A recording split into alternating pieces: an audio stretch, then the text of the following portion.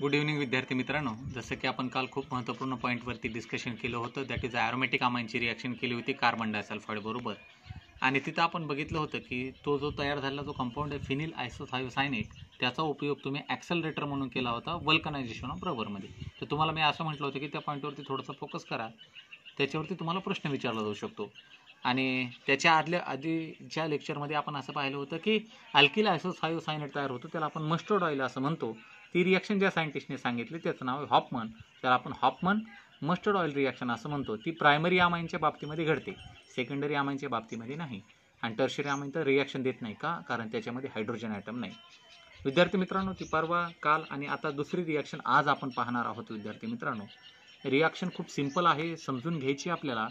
Reaction करायची carbonyl chloride बरोबर, ज्याला आपण फॉस्जिन क्लोराईड असं म्हणतो किंवा त्याला आपण फॉस्जिन असं म्हणतो, जे की पाठीमागच्या अल्डिहाइड कीटोन आणि कार्बोक्झिलिक ॲसिडमध्ये तुम्ही बघितलं होतं. Carbonyl chloride is also be called as a phosgene. ती जो कार्बोनिल क्लोराईड आहे त्याची रिॲक्शन तुम्हाला आता अमाईन बरोबर करायची. मग फॉस्जिनची म्हणजे कार्बोनिल क्लोराईडची रिॲक्शन जेव्हा आपण अमाईन बरोबर करतो तेव्हा काय तयार होतं, इट फॉर्म सबस्टिट्यूटेड युरियाज. त्या ठिकाणी सबस्टिट्यूटेड युरियाज बनवतो. मग नेमका सबस्टिट्यूटेड युरिया कोणता बनवतो, डाय सबस्टिट्यूटेड का टेट्रा सबस्टिट्यूटेड, ते आता आपल्याला बघायचं आहे. म्हणून आता काळजीपूर्वक लक्ष द्या विद्यार्थी मित्रांनो. रिॲक्शन खूप महत्त्वपूर्ण आहे आणि याच्यावरती असाइनमेंट आहे, ती असाइनमेंट पण तुम्हाला सॉल्व्ह करायची आहे. आता लक्ष द्या विद्यार्थी मित्रांनो या पॉईंटवरती. With carbonyl chloride. विद्यार्थी मित्रांनो, अमाईनची रिॲक्शन तुम्हाला करायची आहे कार्बोनिल क्लोराईड बरोबर. मग आता नेमकी रिॲक्शन कशी होणार आणि काय तयार करणार, मी तुम्हाला असं सांगितलं विद्यार्थी मित्रांनो की इट फॉर्म सबस्टिट्यूटेड युरियाज. मग नेमकी रिॲक्शन कशी होती ती आपण थोडं बघू आधी. आर हा NH2, ठीक आहे. या ठिकाणी हे जे RNH2 हा तुमचा जो प्रायमरी अमाईन आहे, ही रिॲक्शन परफॉर्म करता वेळेस तुम्हाला याचे 2 मोल्स यूज करायचे असतात. Plus carbonyl chloride. कार्बोनिल क्लोराईडचा काय फॉर्म्युला आहे विद्यार्थी मित्रांनो, this is a carbonyl chloride which is called as a phosgene. हे विसरायचं नाही. बघा पाठीमागं ही पाहिलं होतं, आताही आलं. अल्डिहाइड कीटोन कार्बोक्झिलिक ॲसिडमध्ये पण होतं आणि पहिलं हॅलो अल्केनमध्ये पण होतं. म्हणजे किती महत्त्वपूर्ण रिएजंट आहे. आता या प्रायमरी अमाईनची रिॲक्शन जेव्हा आपण फॉस्जिन बरोबर करतो, then it forms a very important compound. मग कुठला कंपाऊंड तयार करतो, हा R हा NH C double bond O, त्याच्यानंतर हा NH आणि हा R. आता बघा NHR किती मोल आहेत, हे 2. मग इकडे एक NHR 2 झाले. मग आता राहिलं काय शिल्लक विद्यार्थी मित्रांनो, इथं 2 हायड्रोजन ॲटम राहिले, इथं 2 क्लोरीन ॲटम आहेत. इट प्लस ट्वाईस HCl हा झाला त्याचा बाय प्रोडक्ट. आणि हा तुमचा जो तयार झाला compound, it is called as symmetrical di substituted युरियाज.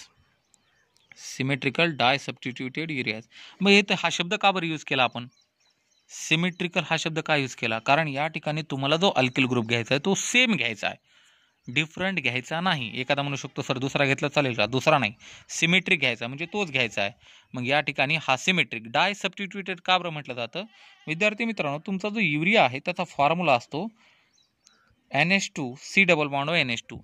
आता काय केलं तुम्ही, हा NH2 आहे बरोबर, आता एक हायड्रोजनच्या ॲटमच्या ऐवजी एक अल्किल ग्रुप घेतला, म्हणून ह्याला काय म्हटलं जातं, इथे एक अल्किल ग्रुप घेतला आणि इथे NH2 होता, NH इथला एक हायड्रोजन ॲटमच्या ऐवजी एक अल्किल ग्रुप घेतला, म्हणून ह्याला काय म्हटलं जातं, सिमेट्रिक डाय सबस्टिट्यूटेड युरिया. डाय कशामुळं, एक हायड्रोजन ॲटमच्या ऐवजी एक अल्किल ग्रुप घेतला, म्हणजे 2 अल्किल ग्रुप घेतले, म्हणून याला म्हटलं जातं डाय सबस्टिट्यूटेड. हा तुमचा युरियाचा फॉर्म्युला आहे. त्याच्यानंतर दुसरा विद्यार्थी मित्रांनो, ही झाली प्रायमरी अमाईनची रिॲक्शन. आता आपण सेकंडरी अमाईनची रिॲक्शन पण परफॉर्म करू. बघा आता सेकंडरी अमाईनची रिॲक्शन केल्यावर काय होतं, पुन्हा तेच आता सारखंच, किती सिंपल आहे. हा R2N, त्याच्यानंतर C डबल बॉन्ड O आणि हा पुन्हा NR2. It is called as tetra substituted symmetric tetra substituted areas.